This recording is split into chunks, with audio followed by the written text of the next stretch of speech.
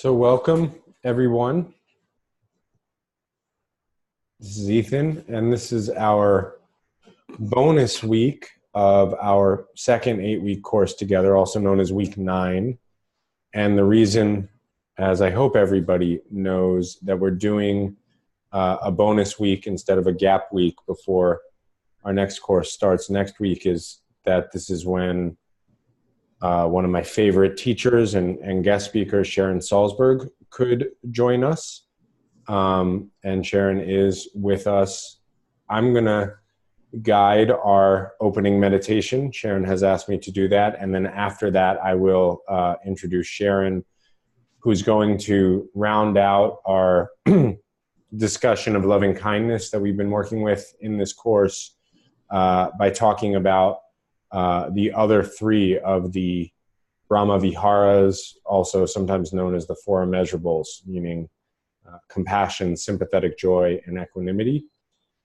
But we'll start with meditation, and we'll go back to an earlier week and work with loving kindness meditation for the benefactor and ourself tonight, after we do just a little bit of mindfulness of body to settle in. So please come into your online virtual Sangha real meditation seat posture. I'll give us all 30 seconds or so to get situated. And I'll let you begin with your check-in, connecting with the body. And if you want to start finding the breath, we'll work with that in silence for about 5 or so minutes after you hear the bell go off.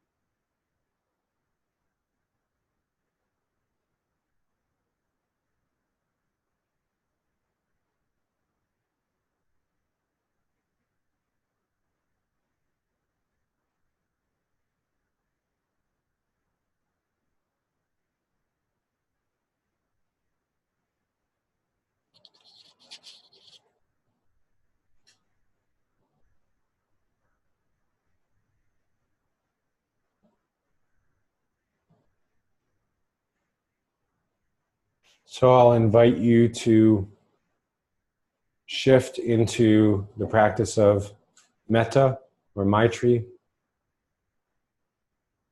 by bringing to mind in your awareness a benefactor.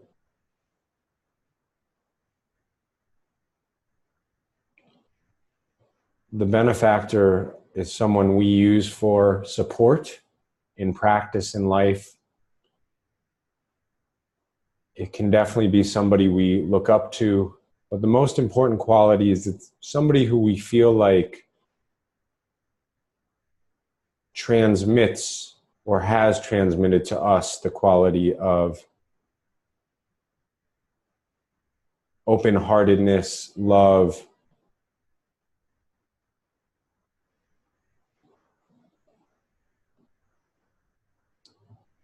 It doesn't have to be somebody we consider perfect or infallible. In fact, it seems like so much of what's going on in the world is overcoming the idea that there are infallible people. But somebody who we feel trustworthy towards, they are trustworthy. And so when we offer them a phrase or two or several of loving kindness, it feels like an easy flowing of the heart. There's not a lot of blockage there. And I'm going to invite you to work with your own phrases. You know the 4 classic phrases that Sharon and others have worked with, but if there's some quality that you want to express as an aspiration towards your benefactor that's different from the phrases, please feel free to do that. So we'll call to mind a benefactor, open our heart towards them, and work with joining our mind with the phrases for the next 2 or so minutes in silence.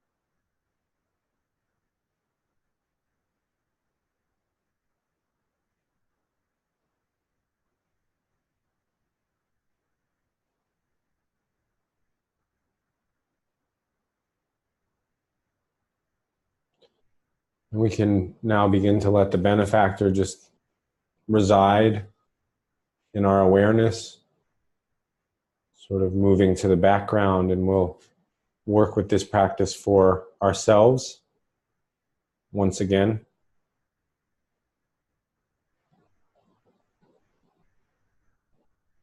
So remembering this quality we worked with last week of bodhicitta, of this energetic, embodied warmth in the heart center, both as a physical location, but also as an energetic center, an attitude center for our being. So just see if you can notice when you bring yourself to mind in your current state of experiencing yourself, if it's hard to access that sense of warmth in the heart center. Notice if there's a shutting down a little bit, or a distractedness, or another reaction.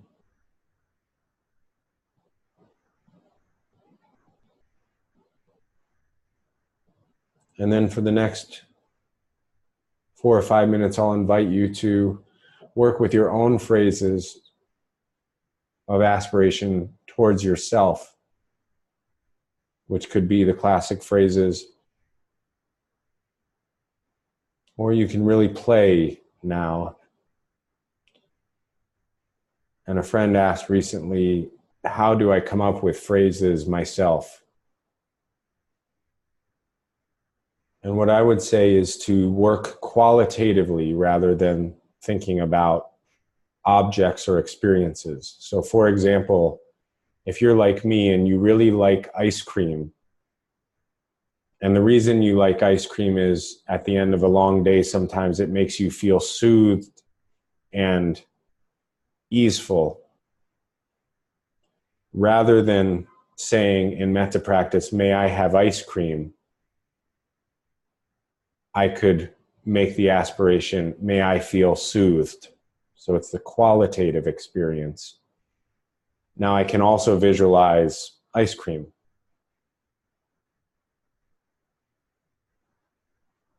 If we need to prime the pump of feeling that qualitative opening towards our own well-being. So we'll work with loving kindness towards the self for the next 3 or 4 minutes, working with either the classic phrases or your own phrases, whatever you need.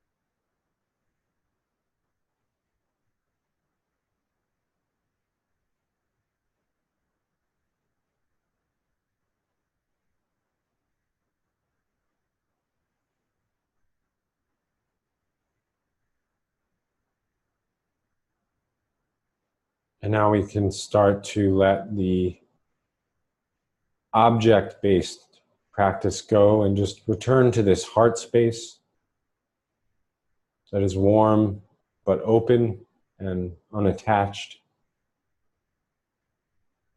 See if we can spend a few moments or minutes resting in awareness, and if you need to use mindfulness of body or a return to the easeful flow of breath to anchor your awareness, then that's wonderful. But otherwise, just this quality of open-heartedness and open-mindedness that is receiving the rising and falling of momentary experience.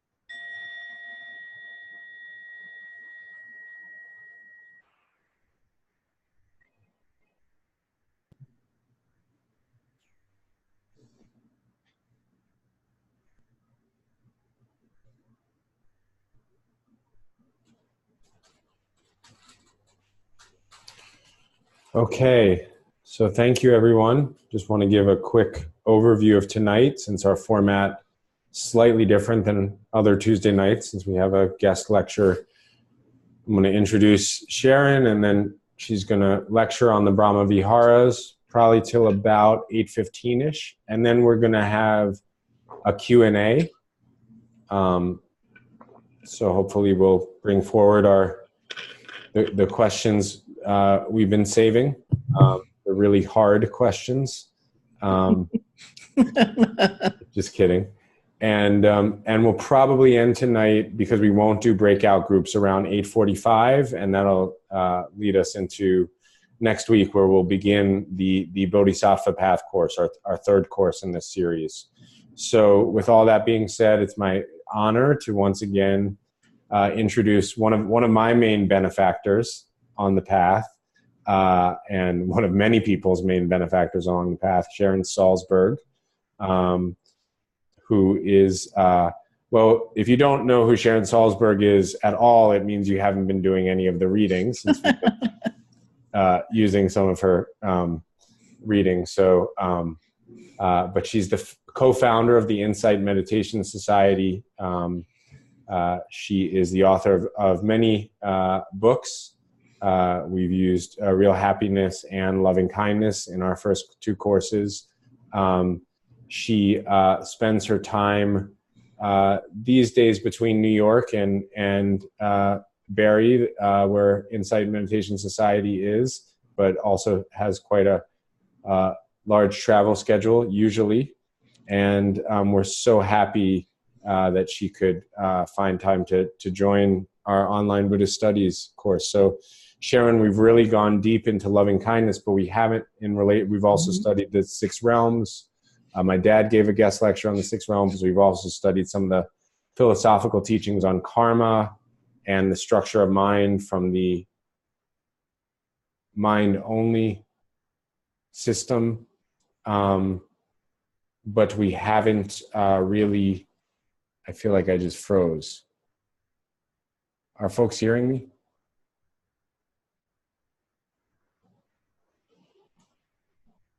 Hello, hello.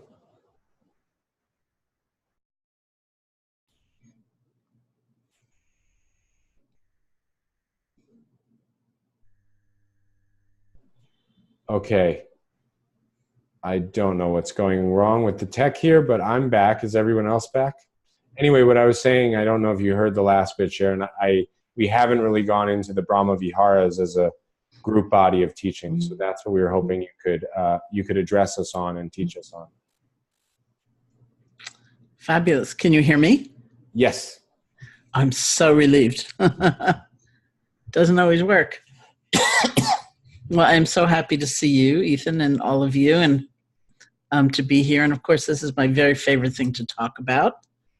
The place I went to really study the Brahma Viharas intensively was Burma, and so the models that I use tend to come out of that tradition. And you may hear some differences, and of course some similarities. And at the greatest depth, it'll probably strike you as really the same. So before I talk about the Brahma Viharas, per se, there's a model that I often use that has helped me kind of figure how they come together. And that is a model of action that's sometimes talked about where, and if you've talked about aspect of an action is the intention or the motivation behind it. Everything we do, everything we say, everything we refrain from doing or saying is born out of some intention. And it's in that realm of intention that certainly 3 of the Brahma Viharas really have their most power. The first 3 of loving kindness, compassion, and sympathetic joy, which means that say you're deepening loving kindness, it's not going to determine whether you say yes or no when someone asks you for money or asks you for a favor.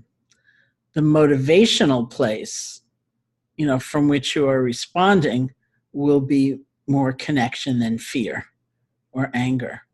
And so I say all that because for people who feel kind of squeamish about the development of loving kindness, it's often around this issue like, well, were I to develop a more loving heart, I can only say yes. I would be taken advantage of. I won't take a stand. I won't have any intensity. But really, it's the motivational world that shifts. So it's why we do things, not what we do.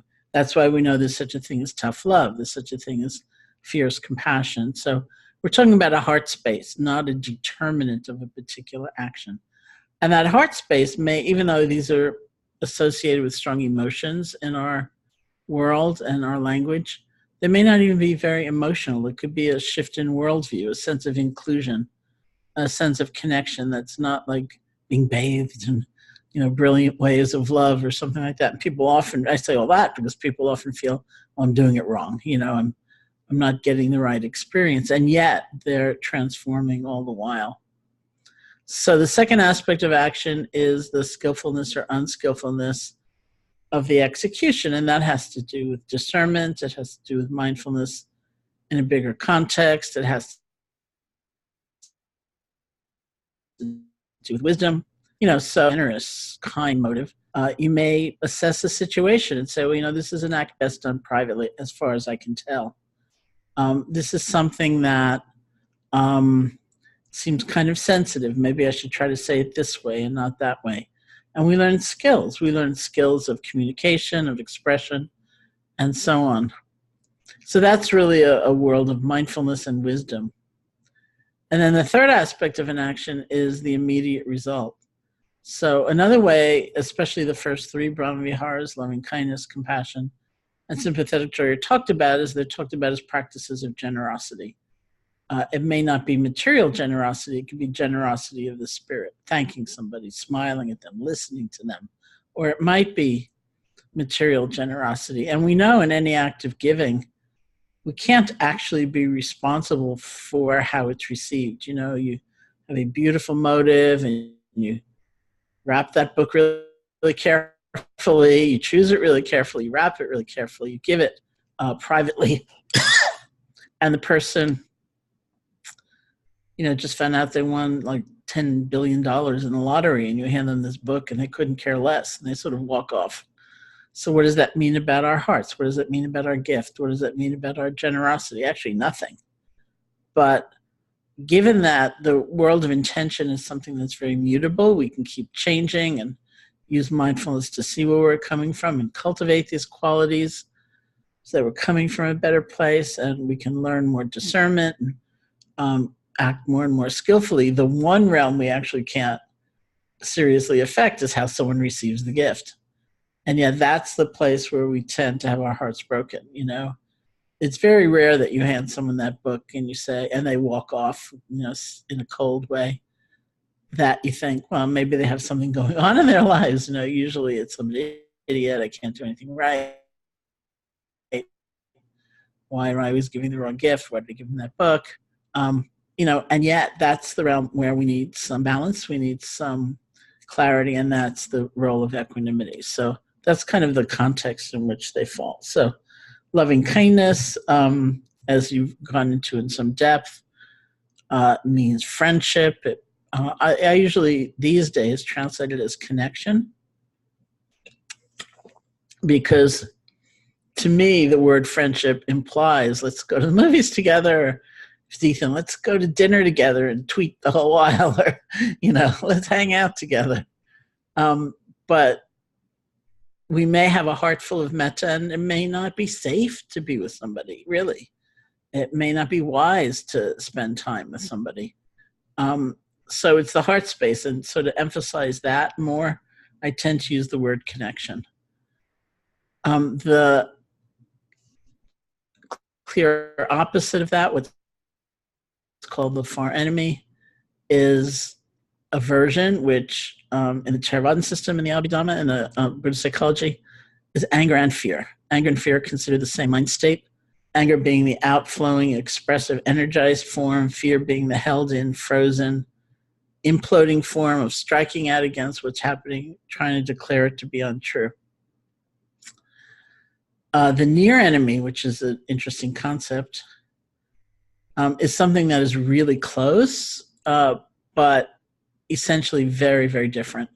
It's close enough so that at a casual look, we could get confused. But if we really look, they're very different. So the near enemy of loving kindness is attachment, which is also a confusing word for us these days because of the contemporary psychological Western sense of attachment, which is something kind of good. In this sense, it really means a kind of control, wanting to be in control, wanting to not let somebody change, not let life be as it is, clinging, you know, holding on, which can look like love and certainly is trumpeted as love in the society, but is it really? And there's another concept which is called the proximate cause, which means the nearest arising condition, that which, it's not the only condition, but it's a likely springboard for the Brahma Vihara state to arise. So the proximate cause for loving kindness is said to be, first of all, seeing the good in someone, if you can. And it may be one little sliver of good in a sea of negativity. And I first heard that instruction when I was in Burma in 1985, and right away I didn't like it. I thought that's what stupid people do. They just go around looking for the good in everybody. I don't even like people like that, but I did it because that was the instruction. And it was so interesting because I saw that it didn't make me stupid or foolish or conflict avoidant, but that sense of complete alienation, like othering, it started to dissolve. And I felt more of a sense of like, okay, here we are together. standing side by side, looking directly at the problems or the issues. So, and for those times when that's completely unrealistic, and it could well be, the nearest arising condition for loving kindness is said to be the reflection that all beings want to be happy. Everybody actually wants to be happy. Not in a superficial sense, but we all want a sense of belonging. We all want a sense of being at home somewhere in this world. And it's because of ignorance that each of us make the crazy mistakes that we make. But if we reflect on everybody's wish to be happy, then that's a very likely springboard to loving kindness. So that's kind of the base in many ways. The next Brahmavihara is compassion, which is sometimes defined as the trembling or the quivering of the heart in response to seeing pain or suffering. So it's a movement of the heart, and it's a movement toward to see if we can be of help. So the first part of that, the trembling of the heart, is almost like what we would call empathy. It's a resonance.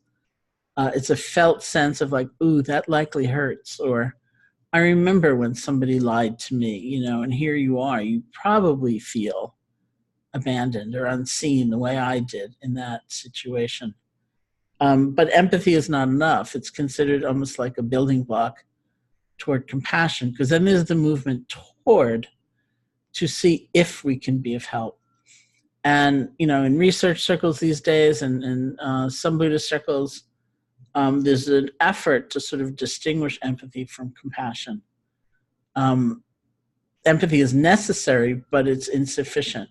Because after all, we might have an empathic sense of somebody's bad situation, and it might freak us out. We might get very frightened and we want to go away. Or maybe we feel completely depleted and overwhelmed anyway. I mean, I can't handle this. I can't move toward. I'm going to go to bed.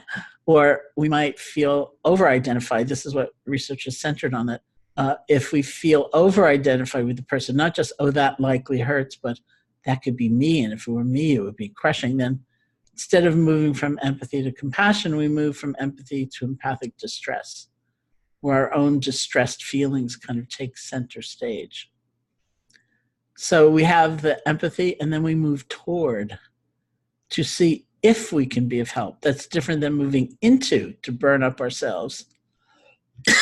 And it's to see if we can be of help. So right away, there's a kind of equanimity or balance that's implied there, even if not fully stated. So compassion is that movement toward a state of suffering to see if we can be of help.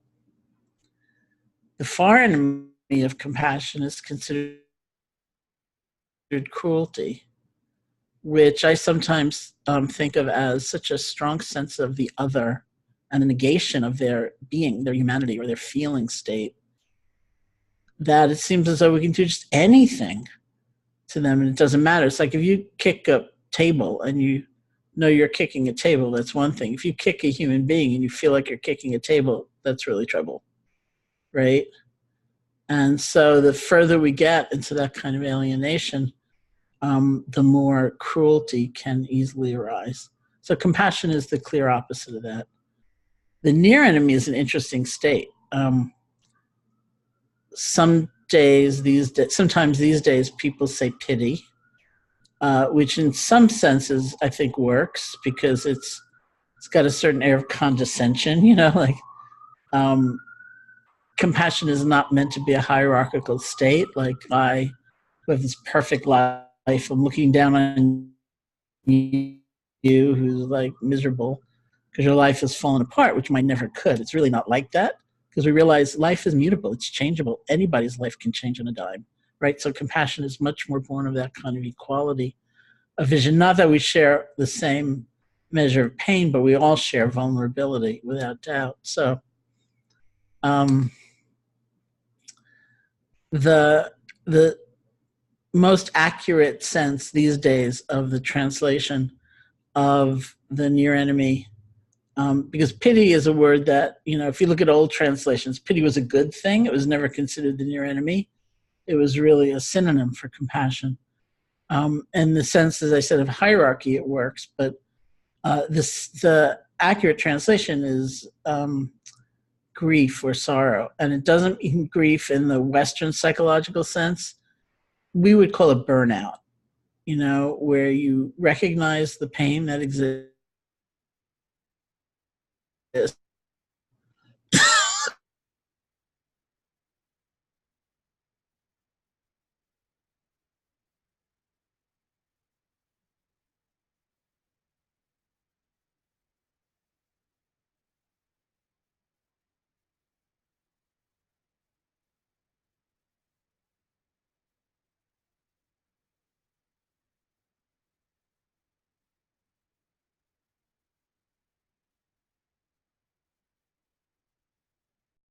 Ourselves in that we may, for example, see our own anger, see our own fear, see our own greed, see our own jealousy. And rather than calling those states bad or wrong or terrible, if we recognize them as states of suffering, then we will have a very different response. Instead of rejection and dislike, trying to, you know,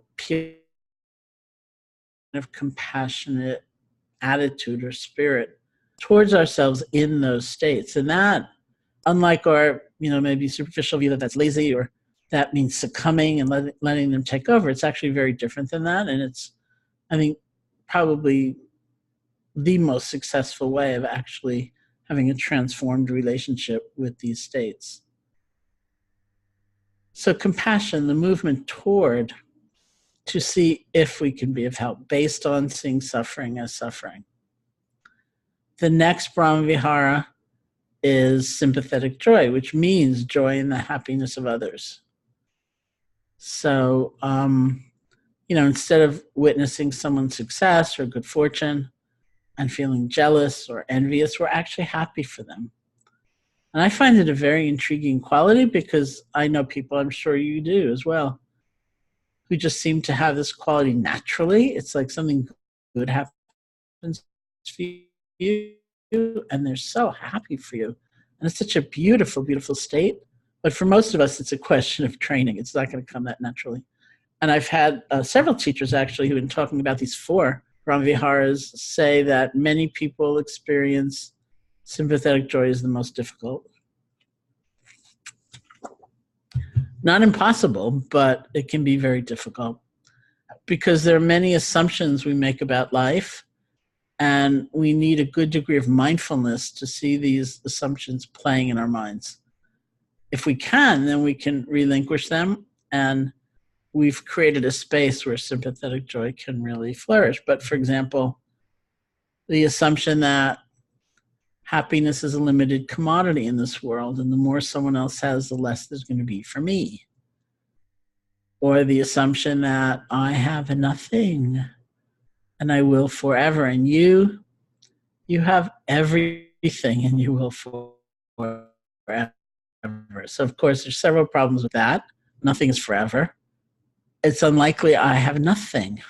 I may feel I have nothing because there's nothing much I'm practicing gratitude toward or I'm taking in or appreciating, but it's unlikely that I have nothing. It's also unlikely that you have everything, right? But we get into these kind of mind states and we hold people in these very rigid sort of categories. There's also some strange kind of assumption like the prize, the praise, the accolade was heading right toward me. It was going to be mine, and you stole it. It's like you reached out your arm and you grabbed it, and so it didn't go to me. And we may not even be in competition for something, but we feel as though we're constantly in competition. And I think, you know, the envy and the jealousy is really, it's also very culturally conditioned. Because I think we live in a time where we're taught disdain as a seeming source of power. And if we can only put someone else down enough, then we'll feel better about ourselves. And, you know, disparaging others it seems like a normal way of communicating. And yet, you know, it's so hollow. You know, it's not really giving us lasting joy or anything, but in fact, we feel lonelier and lonelier, which is also interesting. You know, as I keep reading about an epidemic of loneliness, which is sweeping the world. and you think, why? Why do we feel so disconnected? And I think some of these habitual ways of relating are certainly a part of it. And so it takes a lot to sort of first recognize these states when they come up, have some compassion for ourselves around these assumptions, being able to relinquish their hold, and we discover, oh, there's so much joy there. And yet the sympathetic joy is such a liberating quality, because that sense of competition is endless. It's endless. The Dalai Lama said once, this was a long time ago, he said, it only makes sense to develop joy in the happiness of others, because then you increase your own chances of happiness 6 billion to 1. He said those are very good odds. So what is it now, like 7 billion to 1? You think of someone else's happiness, you're filled with happiness, you're there, it's all done. It's great. So sympathetic joy. If compassion also teaches us a new way of being with suffering, so we're not overcome, we're not full of hatred or fear, we're kinder in the face of suffering. Sympathetic joy teaches us a new way of being with joy. First of all, we won't have joy for anyone else unless we can work through that sense of I have nothing. So that means some gratitude, some even noticing of what we have. So the far enemy of sympathetic joy would be jealousy or envy. The near enemy is, I've seen in different ways, the translation that makes the most sense to me is comparison. It's just that kind of endless comparison. And interestingly enough, in the Buddhist psychology, the state of comparing itself is what is unskillful, which means it's painful. No matter what conclusion you come to, whether you look at someone and decide you're better than they are or worse than they are or equal to them, it's just that endless kind of checking, like what about them? And, it's so restless, it's so ceaseless that it in itself is a state that's unskillful. And that reminds me of the near enemy of sympathetic joy, where we are checking out people, but not for the sake of being happy for them, but to decide who we are, in effect. And the proximate cause would be seeing joy and admitting that, allowing that. And so compassion and sympathetic joy also balance one another out. If we only focus on the deepening of compassion, we might fall into the near enemy, and things would seem very bleak because we're only looking at suffering. If we're only looking at joy and happiness and so on, then at some point we kind of refuse to look at suffering, we refuse to admit it, and so that is its own extreme. And so they really balance one another out. And then the last of the Brahmaviharas, which in some ways is the first, is equanimity. So in this system, the one I'm using, equanimity is the voice of wisdom. It's the articulation of wisdom. It means balance. And in some systems, you start with equanimity because you kind of lay that ground of wisdom and intelligence, and then you do those practices. It's equanimity more than anything that keeps the Brahmavihara from falling into its near enemy. We can have loving kindness, and if we don't have any balance, then it easily becomes attachment. As one friend of mine said, because we use phrases in the development of loving kindness, and the Pali word for it is metta, M-E-T-T-A. They say it becomes like metta with an edge. Like, may you be happy by Tuesday. Let's say I can give you till Tuesday to try. You can't have more than Tuesday because I have a lot of people to make happy, and hurry up, would you? Like, you may be at the top of the list now, but that's not going to last. And it's a very different state than a freely given gift. And remember, loving kindness and compassion, sympathetic joy, practices of generosity. So if we are offering a gift with a lot of strings attached, that's a lot of expectation. Like, thank me, would you? Or give me that in exchange, or whatever it might be. That means an absence of equanimity. So equanimity, The near enemy of equanimity is indifference, so it's not indifference. It doesn't mean apathy. It doesn't mean indifference. It doesn't mean disconnection. It means balance. And it's a very potent kind of balance because it's born out of wisdom. It's born out of seeing clearly. So it would be something like, in compassion, I will do everything I can to try to help. And I'm not in charge of this universe. Ultimately, it's not in my hands. I can't make you accept the gift, right? I can offer it. I can offer it as skillfully as I can. I can learn from my mistakes in execution. And I can't make you read that book. I can't make you stop drinking. I can't make you whatever it is. And that doesn't mean I'm not there. In fact, I think if we look at the situations, the real life situations where we give up, where we're in despair, where it's too much, it's not because of an excess of balance. It's because our hearts break, because we get lost in expectation, because we have a timetable. And so it's said that equanimity endows loving kindness with patience. It endows compassion with courage, because it's not easy to look at suffering directly and not get overwhelmed. And so in some sneaky way, equanimity is always there. It has to be there.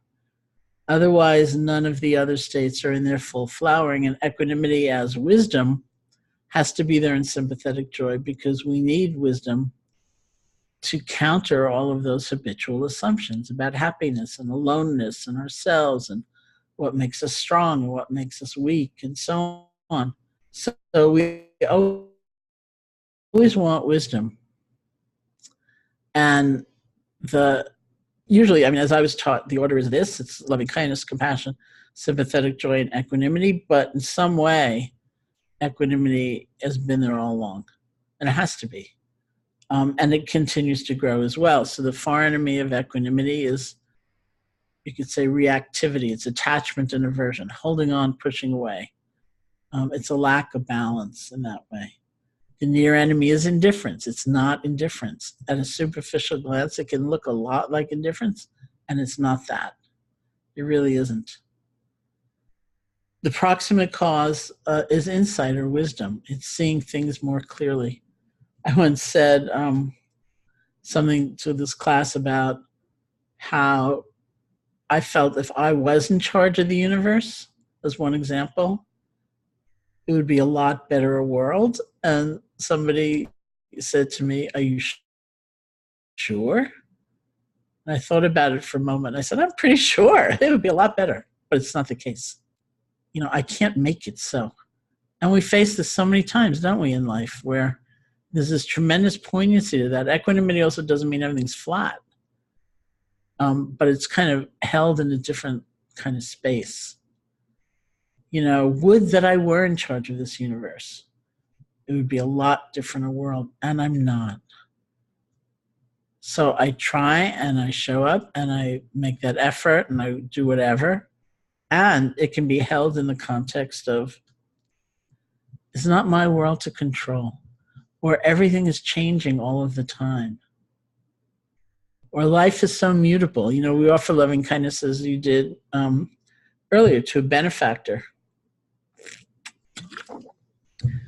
And a much later category is a difficult person or an enemy, as they'd say in Burma. And it's not uncommon for people to say, "Oh, I was offering loving kindness to my benefactor and it was so beautiful and everything was so wonderful. And then I had this memory, there was that one time when I called you and you weren't really there for me. Maybe you're my difficult person. Maybe you're not my benefactor." As the Dalai Lama said, quoting Shantideva, this great Tibetan sage, friends become enemies, enemies become friends. Life is very mutable. That's a reality too. So we bring wisdom into all relationship. That's the role of equanimity, which means balance. And I have a personal belief. It's not anything I've studied or, it's not canonical. In other words, I've never been told this by a teacher, but it's based on my experience, both my own experience and my experience teaching, which is that as we work to cultivate the Brahma Viharas, we inevitably kind of take a trip through the near enemy. Like as we are cultivating loving kindness, we take a little trip through attachment. We see its contours and its flavor and its characteristic. And as we are cultivating compassion, we take this journey through despair and distress and overwhelm and so on. And so as we are cultivating equanimity, I think we take a trip through indifference often. But it's not going to last, because as we keep working, we come through that and we come to the more genuine state as it exists. So it's based on the proximate cause is insight or wisdom, particularly it's said around the 8 vicissitudes of life, which are pleasure and pain, gain and loss, praise and blame, fame and disrepute. So it's pleasure and pain, gain and loss, praise and blame, fame and disrepute.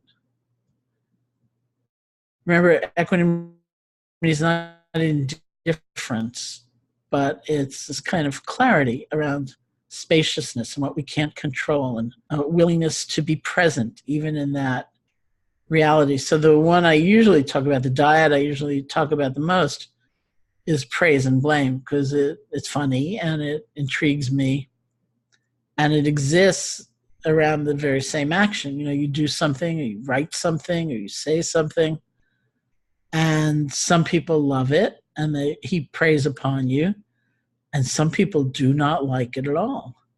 And I think, many of us, maybe all of us, there's this kind of hope. Maybe I'll get it so perfectly someday that 100% of people, of humanity, will respond with this adoration or something. And it's never that way, ever. Because there's always, as the Buddha said, there's always blame in this world. If you a lot, some people will blame you.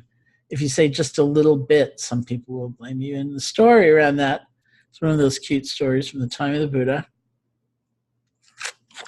where they say this man came to the monastery one day to learn something of the Buddha's teaching, and the first person he came upon was a monk who'd taken a temporary vow of silence. And so when he asked, will you teach me something of what the Buddha teaches, the monk remained silent. And the man got really furious and he stomped away. So the same man came back a second day and came upon another disciple of the Buddha's, who was someone who was renowned not only for his meditative attainment, but for his great learning and scholarship. And so when he was asked, he responded with a very long theoretical description. And the man became furious and he stomped away. So the same man came back a third time and came upon another disciple of the Buddha's, this monk named Ananda. And it said that Ananda, having heard what happened on the first day and what happened on the second day, was careful to say something, but not too much. And the man got really furious and stomped away. So this group of people went off to see the Buddha, and they said, "Oh, Lord Buddha, this is what happened on the first day. This is what happened on the second day. This is what happened on the third day. What do you have to say?" And the Buddha said, there's always blame in this world. If you say nothing, some people will blame you. If you say a lot, some people will blame you. If you say just a little bit, some people will blame you.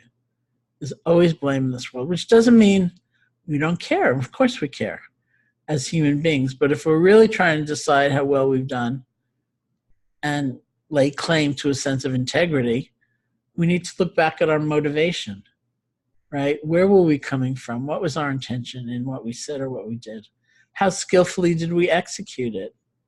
Were we paying any attention to where we were, to context? And while we might regret, somebody not liking what we said, could we actually have stopped it? Because we don't even know where it comes from. It's like, remember gift giving. If you say to somebody, come into the room at 10 o'clock, something's going to happen. And before you come in, don't read anything, don't look at your messages, don't have a conversation, and don't have a single thought in your head. I want you to enter that room as a completely blank slate. It's not going to happen. So the story I usually tell, I think you've been reading Loving Kindness, which was my first book. It's actually being, oddly enough, reissued next year because it's the 25th anniversary, which is just amazing. Um, so it took me a very long time to write that book. And if you ever see the original hardcover version, you can tell that because the blurbs are really very funny. Where somebody said, we've waited a long time for this book. And someone else said, in this long awaited first book. And one of my friends said something like, Sharon Salzberg has finally given us. I made the publisher take away the finally because that's too much. So it took me a really long time to write that book. And finally it was out. And soon after it came out, I was in California and I was having lunch with somebody.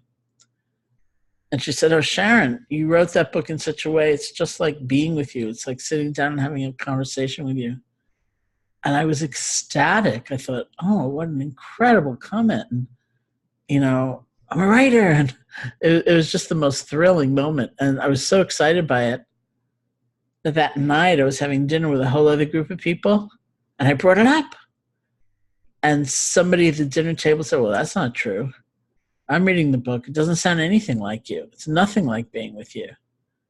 And I thought, okay, you can be ecstatic at lunch and depressed at dinner, or you could take a moment and realize they're talking about the same book, written with whatever was motivating me at the time, with whatever level of skill I could bring forth. And I would never want to pretend I didn't notice the difference or that I didn't care. Of course we care. But how much do we care?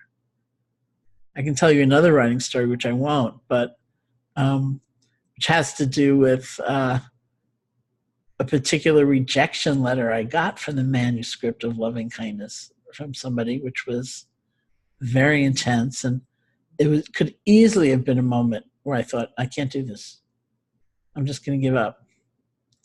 Right? And I'm really glad I didn't. And yet we take these things so to heart as though we forget there's always blame in this world. And that doesn't mean we're facile and we don't take feedback and we're perfect or anything like that. You know, we do seek to learn and understand from people's responses, but that feeling we should be in control, that somehow we should have it all together so that there's only praise, is not going to be that way. That's just life. So there's pleasure and pain, gain and loss, praise and blame, fame and disrepute. And I think that in itself is a very powerful reflection. Just to do, like, what does that bring up in you? And how do you feel about that? And can that be a way of handling stress and difficulty so that it doesn't feel like unnatural or aberrant, you know? And we realize, okay, you know, what resources do I have from within that I can try to meet this with, including wisdom or perspective, which is what equanimity means. It's like having perspective. I'm not in control of this universe, or what I see in front of me isn't necessarily the last page of the story. It's just what I see in front of me. There's so many times, you know, where you give somebody something or you make an effort and it doesn't seem to be going anywhere. And if we're lucky, sometimes later, years later, someone will come back to you and say, you know, we had that conversation. You gave me that book, and honestly, it didn't mean anything to me, but I never forgot. And then all these years later, I'm in this whole other situation, this whole other circumstance, and it came back, and it was perfect. Or if you hadn't done that, which seemed like just a small thing at the time, I wouldn't have gone on and done this other thing. And, you know, it was such a powerful ingredient, and I never got a chance to thank you. You know, there's so many times that we realize, looking back, oh, it wasn't nothing. You know, it wasn't like a complete and glorious act in the moment with an immediate sense of fulfillment, but it wasn't nothing. And it really did set the stage. You know, there were kind of this ripple effects going out. So equanimity is based on that wisdom as well, you know, that we can be so impatient and so insistent. And really life isn't like that either. You know, things might move at a very different pace or unfold in a different way, but in an important way than we had imagined. And so to look at all the different things that give us more balance and help us have greater perspective, that's really the development of equanimity. So it's loving kindness, compassion, sympathetic joy, and equanimity. there are ways to cultivate each of them that are very similar, actually, with phrases. And one of the principles of loving kindness practice, of all these practices, is that they're meant to be done in the easiest way possible. And so the sequence of offering is also shifting depending on which one we're emphasizing. So you can say, okay, I really need to cultivate compassion, I think, or sympathetic joy is a tremendous challenge for me, but a good kind of challenge. I want to work with that for a while. And so you can focus on the particular phrases that are suggested, or use phrases that you devise on your own that seem appropriate for that. And compassion, and as I was trained in Burma, it would often be something like, may you be free of pain and sorrow. So it's that sense of gift giving, of offering, of blessing. It's not, remember, the equanimity is always there, which means wisdom is always there. It's not like we imagine, if you say it loud enough and fast enough, someone will never get sick. It's not like that. But it's that sense of presence, of offering. And it's not, it's gift giving, so it's not actually an affirmation like you are well or I'm well. It is that sense of offering. And so sometimes people don't like that phrasing, but I think of it like giving someone a birthday card. We don't really give someone a birthday card and say, may your psychophysical processes of empty phenomena get along okay this year in this world of pleasure and pain. We say, have a great year, have a great birthday. And so it's kind of on that level that we use language in such a way to express that sense of blessing, of offering. So each one does have its own phrases. May you be free of pain and suffering would be an example, although you don't have to use that for compassion. For sympathetic joy, we used may your happiness and good fortune not diminish, may it increase further and further. And for equanimity, the classical phrase is something some people really don't like, but it's basically all beings are the owners of their karma. Their happiness and unhappiness depends upon their actions, not upon my wishes for them. All beings are the owners of their karma.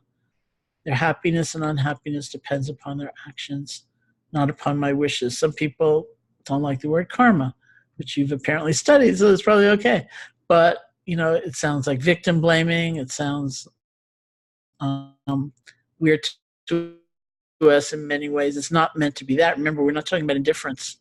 In these current times, we'd say we're learning not to be codependent. I will be present, I really care, and it's not in my hands.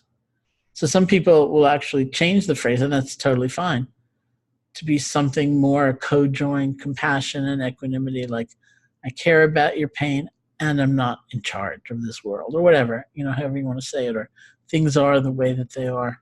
More commonly, although some people do pursue them as individual Brahma Viharas, most commonly probably people use one platform or one vehicle like loving kindness and use whatever phrases they're using for loving kindness, and then the flavor, the characteristic of the particular Brahma Vihara comes through because of the recipient. If you're offering loving kindness to a friend who's doing dazzlingly well, it becomes like a sympathetic joy meditation, or even if they're just happy, if you're offering loving kindness to a friend who's really struggling, it becomes a compassion meditation, even though you're using the same phrases. So that's an option that many, many people take. And you just feel the difference in the flavor of it. It's not that easy even to describe in words, what's the difference between loving kindness and compassion. I think it's easier to describe if you're talking about they have different challenges, they have different springboards, things like that. But I would say there's a kind of poignancy in compassion that's different than just the sense of connection. But we feel it, we can actually discern the difference between all of these, and they will all arise in the course of doing metta. They'll all arise in the course of doing mindfulness and seeing more clearly and developing wisdom and insight, and they'll all support one another very strongly.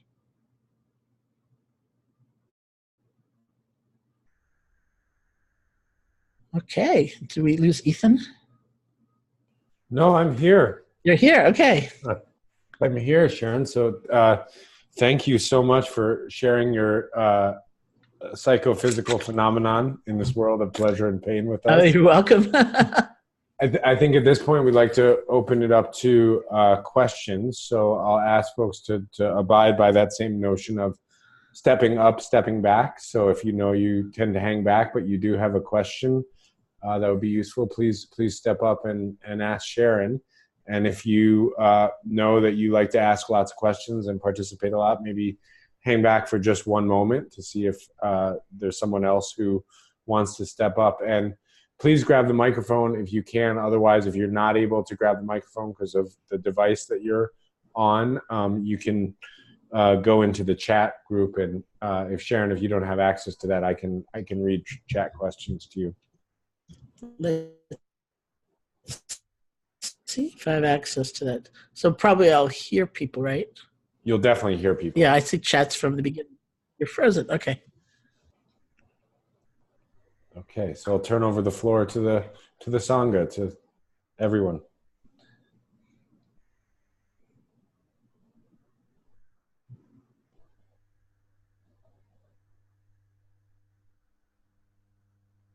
I can ask you a question, Ethan, as we wait. Okay. So tell me about the Mahayana system or the Vajrayana system. Yeah, I mean, it seems like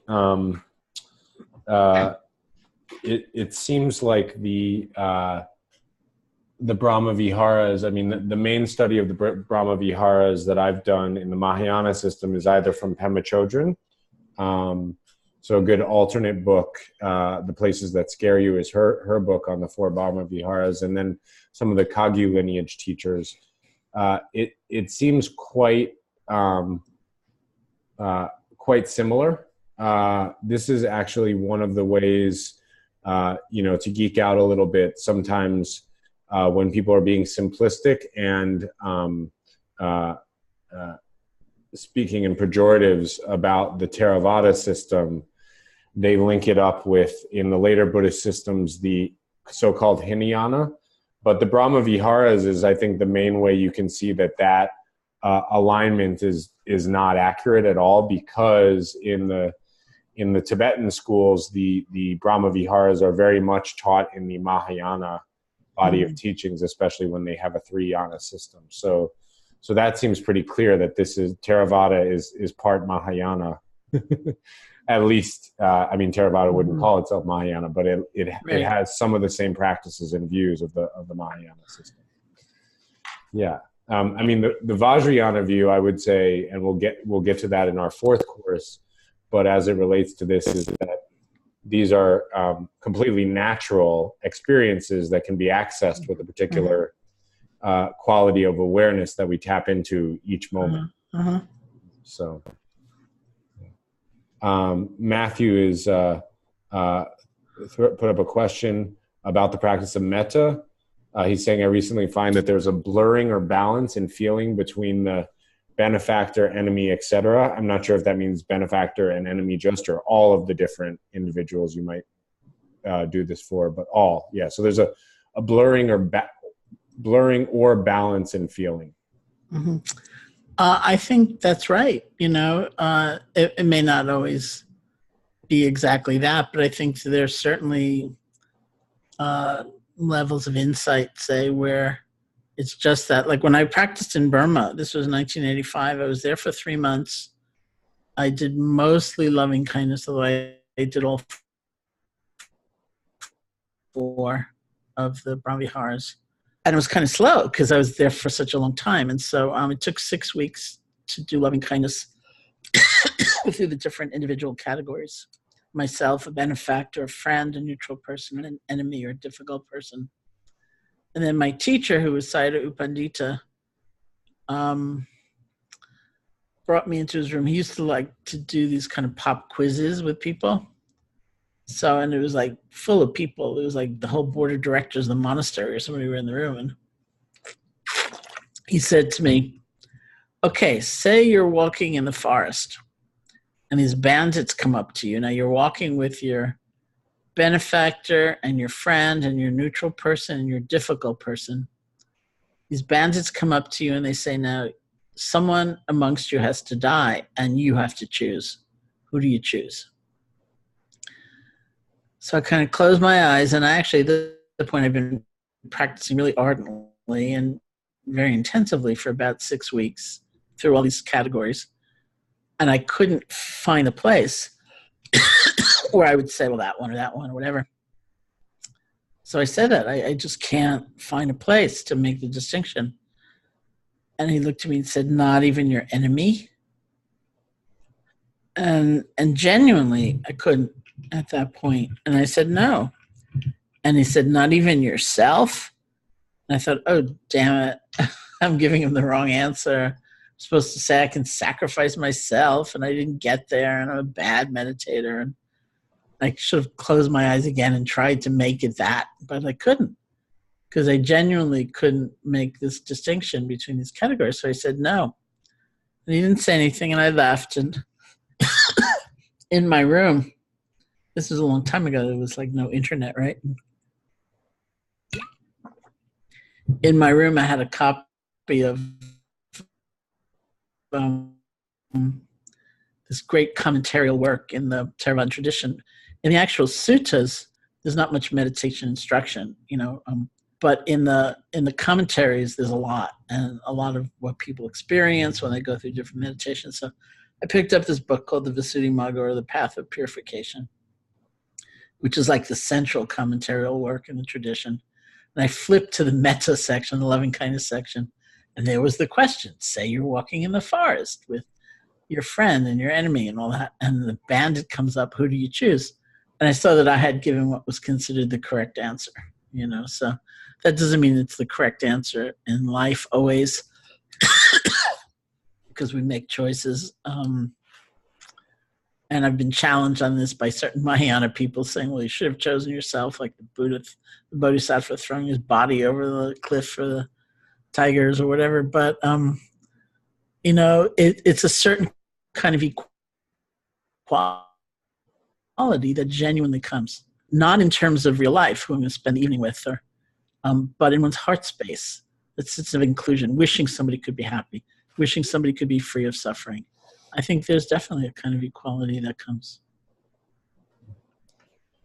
Right.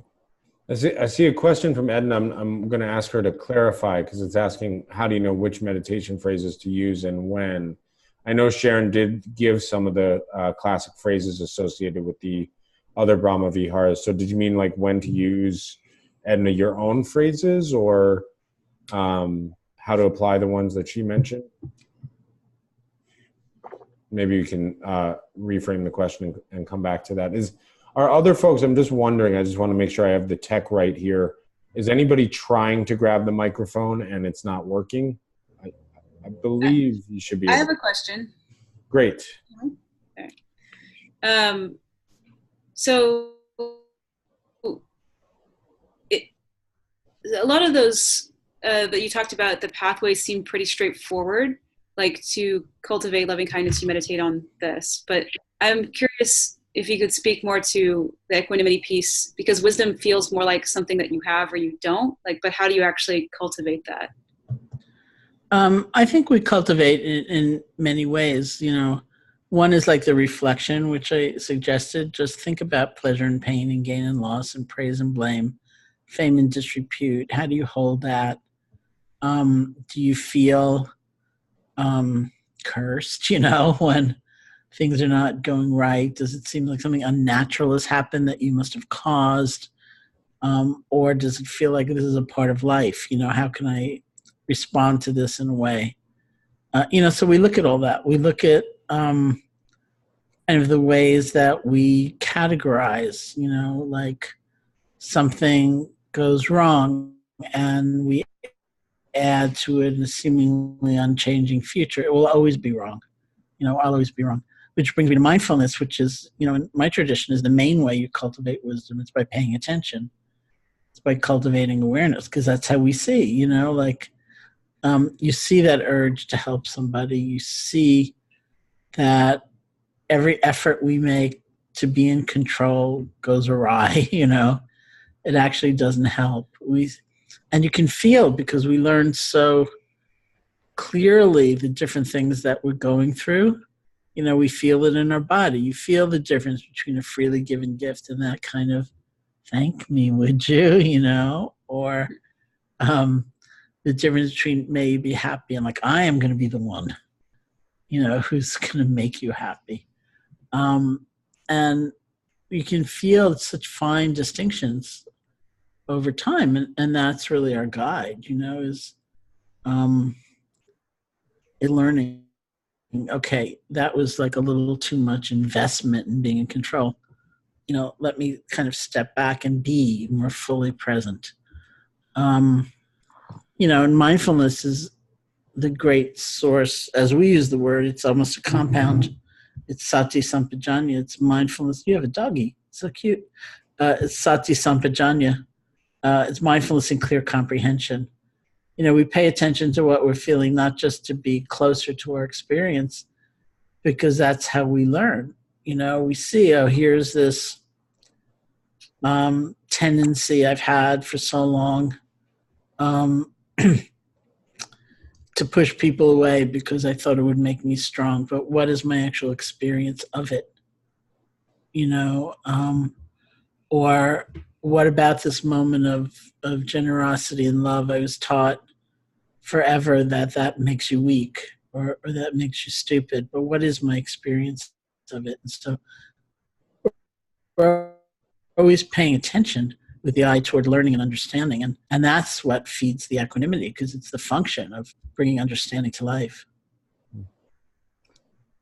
Thank you. Sharon, I have a question, and thank you for being with us. Hi. You and I met, I don't know, 3 or 4 years ago at a Mind and Life Institute thing. There's no reason you should remember me. But I've often thought of equanimity as kind of the secret sauce of the Brahma Viharas, that without it, it's so easy to be overwhelmed by any of the others, to lose yourself in some way. And so that this is the thing that actually allows you to be able to do the others. And so that's why it's the important one. And I guess I'm interested if there's a teaching in your tradition. It strikes me that kind of the opposite would be like papancha, the proliferation that you get captured and you just keep you can't let go of it, and that equanimity is kind of the opposite of that. Is there a teaching on that? Well, I think when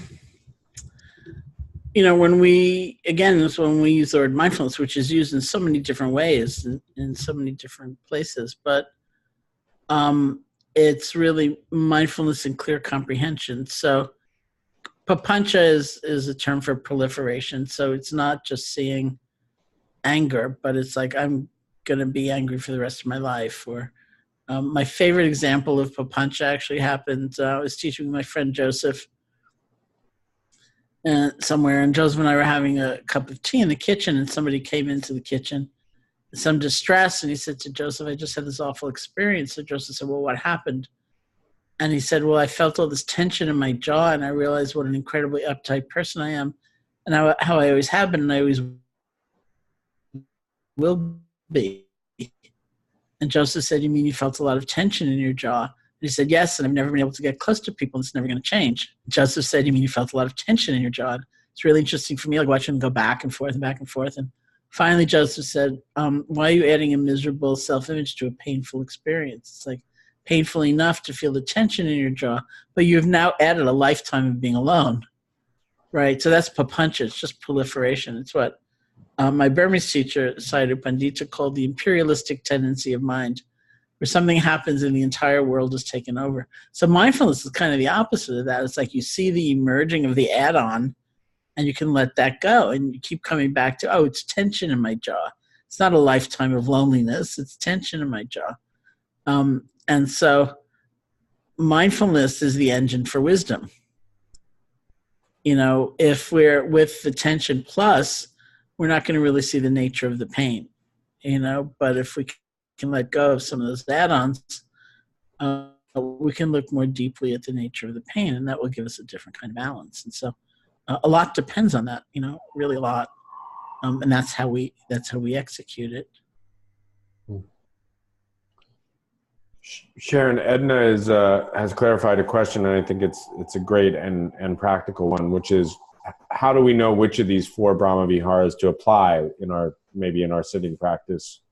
Mm-hmm. And maybe that leads to, can I add one piece? Yeah. What is we will talk when we get to Tonglen in the Bodhisattva course about the relationship between formal practice on the meditation seat and what some people call on the spot practice. So maybe how do we choose which practice to do is the first part, is Edna's part of the question. Then my part of the question on behalf of everyone is, how do you speak to the relationship between formal on the seat practice versus on the spot, or as I like to call it, on the subway practice? Okay. Very New York of you. Well, I mean, some of it is intuition. Some of it is knowing your own mind. Like, I know I have a mind that can be very jumpy. And by the time I learned 2 practices, I would start one and I'd think after a minute and a half, oh, let me do the other one. This one's not working. And I do the other one for probably 30 seconds. I say, I'm going back. And I know that for me, structure is very important. I sort of saw that. I learned that. And so it's better for me to just kind of pursue one thing for a while. And so that's just a reflection. I think for me, I had a really long time in Burma, and so I could move from, one set of phrases to another set of phrases. But in general, I just use the loving kindness phrases. And then it's by calling up certain recipients, that's how it changes the flavor and the flow. Because I know, like, I also have the kind of mind where I'd be sitting there, what phrases should I be using? And, the basic principle of that kind of balance is that the simpler things are, the easier it's going to be to concentrate. But you don't want them to be dead. They need to be alive and vibrant. We need energy also. So that means some elaboration. You're not just repeating words. And so some of it is intuition. And like I said, you might feel very moved. I mean, I had friends who also in Burma were practicing, and they went through the loving kindness practice, and it didn't really resonate. And then they started compassion, and that was very important for them. So it's an experiment, or you might feel kind of challenged by sympathetic joy in a good way. I think I want to try this out. And so you spend some time, not just, 10 seconds, but you say, okay, for a month I'm going to try it, or 2 months or more. And then equanimity, I think, always has to be there, which means wisdom is always there.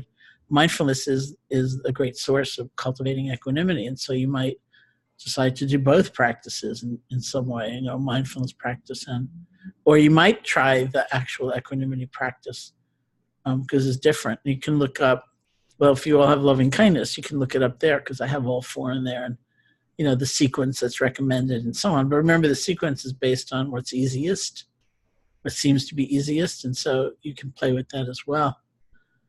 In terms of on the cushion or off the cushion, there's another twist on that, which is I feel like once you've had a kind of foundation in doing the practice in this kind of very structured way, then a lot of people, they just play, or they just see how it might fit.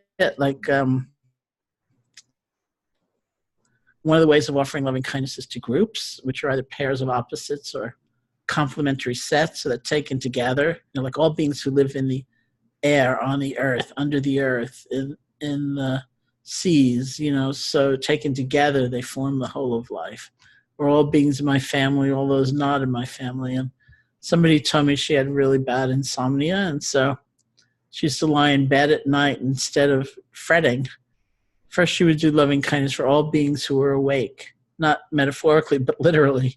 So that included her, but it was also like water buffalo in India and people going to work the other end of the world. And then all beings who were asleep, which did not include her, but presumably included her neighbors, And so we play, or one of my favorite forms of loving kindness is the combination of loving kindness with a body scan, which I learned, it was like 93 or 94, something like that, when this 94-year-old 94 at the time, year-old Sri Lankan monk came to visit in Barrie at the Insight Meditation Society.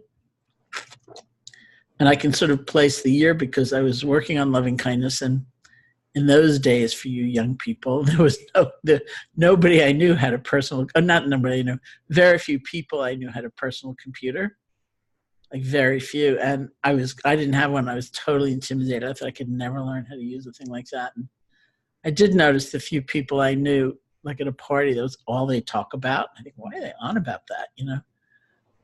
So then we got word this 94-year-old monk wanted to come, and we were up in one of the rooms chatting, and he mentioned that he was learning how to use a computer. So I thought, okay, he's 94 years old. If he can learn how to use a computer, I can learn how to use a computer.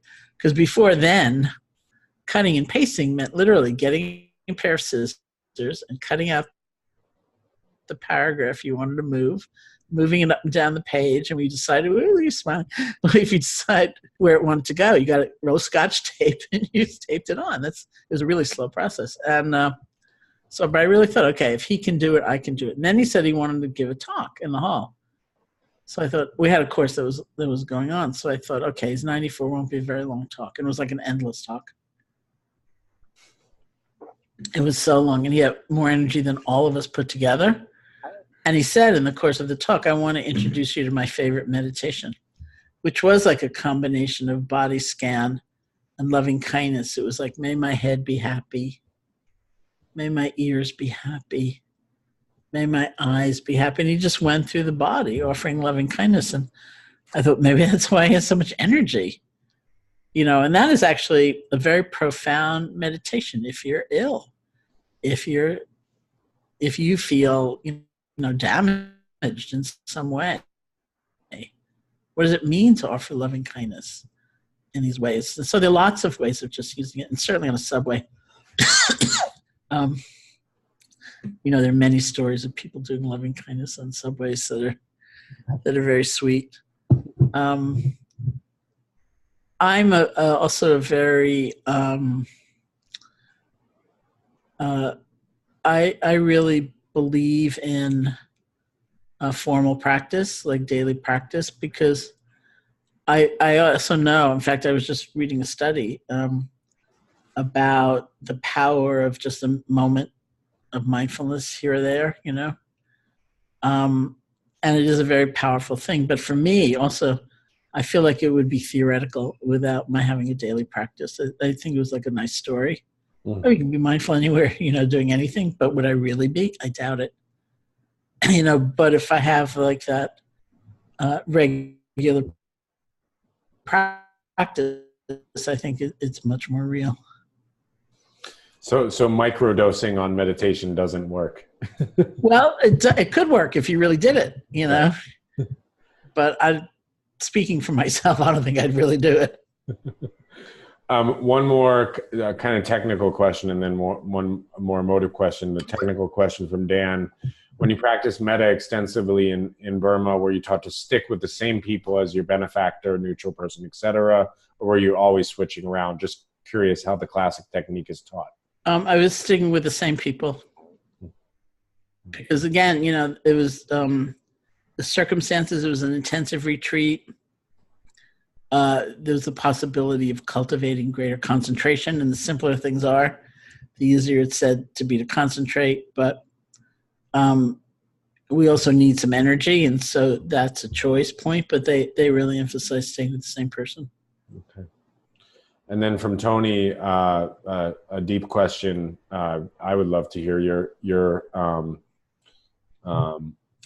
answer. Can you speak to the difference between guilt and remorse? Okay, in 6 minutes or something. No, that's good. There is a distinction that's sometimes drawn in the Buddhist psychology Any act we've done that kind of breaks the harmony of things, we've said something that's harmful or we've done something that's harmful, will have a residue. And one beautiful quote from the Buddha is, if you truly loved yourself, you'd never harm another. Both because harming another is harming ourselves, and because we have so much potential toward greatness, you could say, that when we act in a schmutzy fashion, we are harming that potential and compromising a lot. So we don't need to do that. And when we remember an act that kind of broke the harmony, we do feel the pain of it, the lack of self-love and so on, and that's remorse. And so that's useful. We feel the pain of it because it's an act that caused pain and caused pain to us as well. But we need to, in effect, be able to forgive ourselves and move on and say, well, I saw my way through, and I don't really want to do that again and again, but we move on. And that means some energy. It's like resilience, we can bounce back and move on.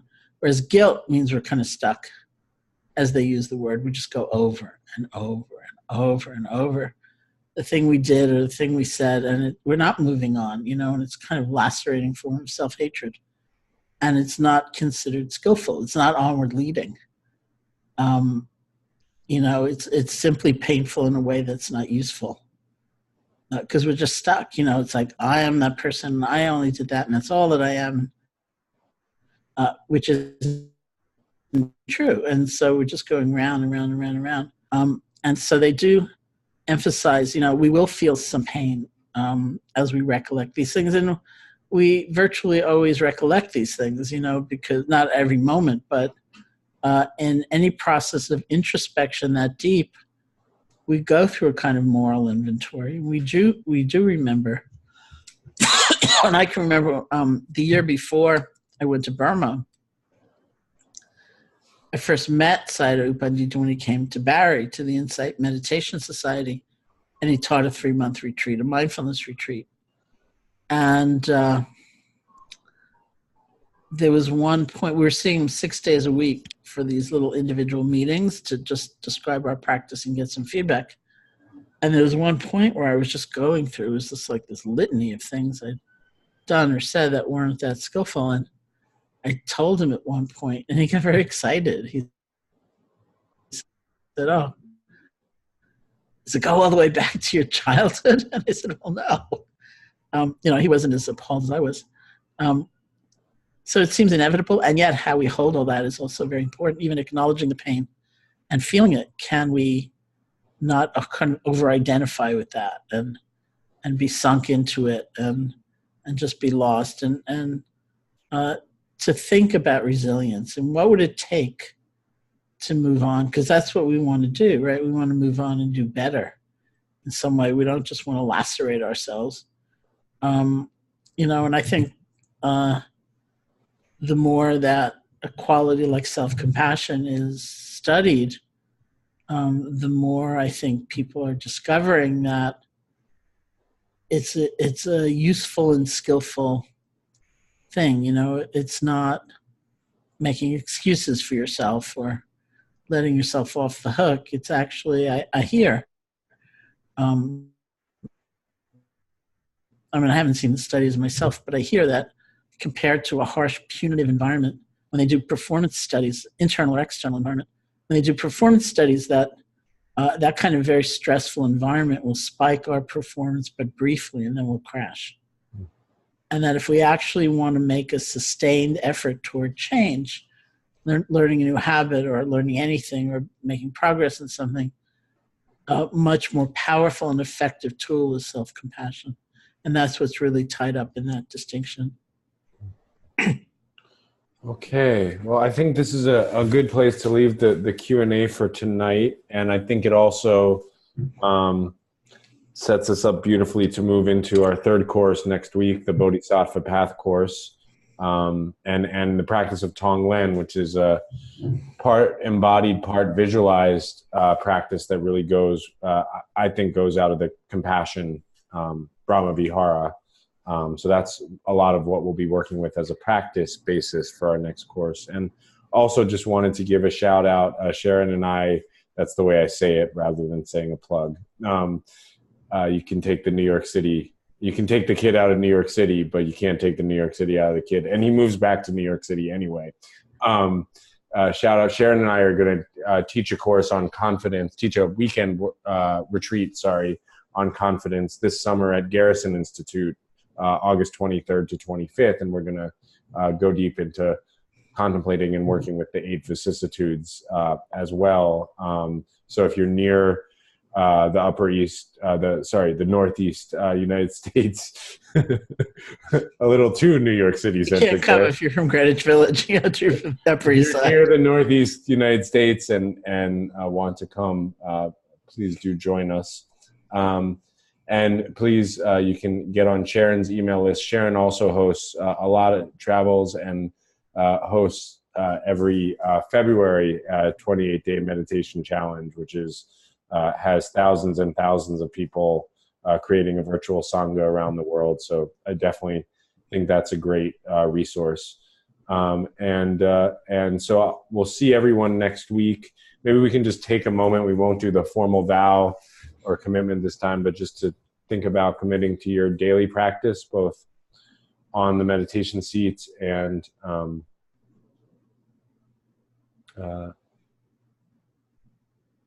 on the spot, so to speak. If there's any of these Brahma Viharas that you want to really focus on this week.